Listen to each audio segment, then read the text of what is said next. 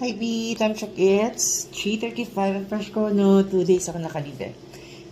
Tapos, ngayon sabi ko, gusto ko maglasing. Gagabi, gusto ko maglasing. Kaya lang, parang antok-antok ako. Tapos binuksan ko na lang yung tira namin ng mga kapatid ko last Sunday. And, today sabi ko, papasok na ka tomorrow. Sabi ko, gusto ko malasing. And, itong nakalimutan kong bagnet sa ref, ay sa freezer is, bubuksan na natin. This is, what they call this? Vegan bagnet, sarap na baka pa-extra rice ka. Pero ako baka maka-extra extra Oink Republic. So, tatlong 3 ways to cook this. Fry, air fryer, oven. Best for crispiness. Ayan, wait pa. Ayan, baka sabihin, loko kayo. Ayan, air fryer, oven. Best for crispiness. True? Ano bang basa dyan? And cut the half lengthwise. Preheat 200 degrees Celsius. Yeah. Yun talaga pag air fryer, dapat pinipreheat o kaya oven eh. Tapos, top pan. Ito yung parang deep fry mo to eh. Heat pan temperature and add cooking oil. Preheat. Yan.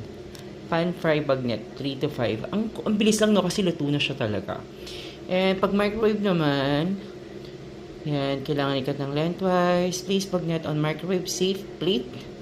And heat for 1 to 2. Mabilis lang kasi luto na siya. Let's see. Ito yung itatry natin. Air fryer. So, ito na siya. Tatry natin. So, natamad akong kunin yung air fryer na yun. Kasi aakyatin ko pa yun. Ganyan yung ginawa ko nag-air fryer akong chicken. So, this one. Tingnan natin. Alam mo itong gunting na ito, ang purol. Nakakaloka. Mapulol siya sa ganitong plastic kasi ayun ko. Then, meron naman siyang tear here.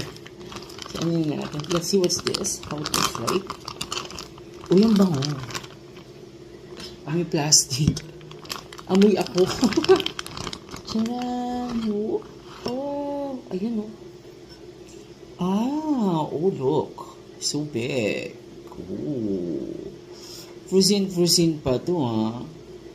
Pwede kaya, dapat yata hindi to frozen. So, sabi, hatiin siya ng pa-lengthwise. So, sabi doon, hatiin siya lengthwise. So, gano'n. Hatiin natin. Wait lang. So, sa ngayon, ipapa-preheat na tayo.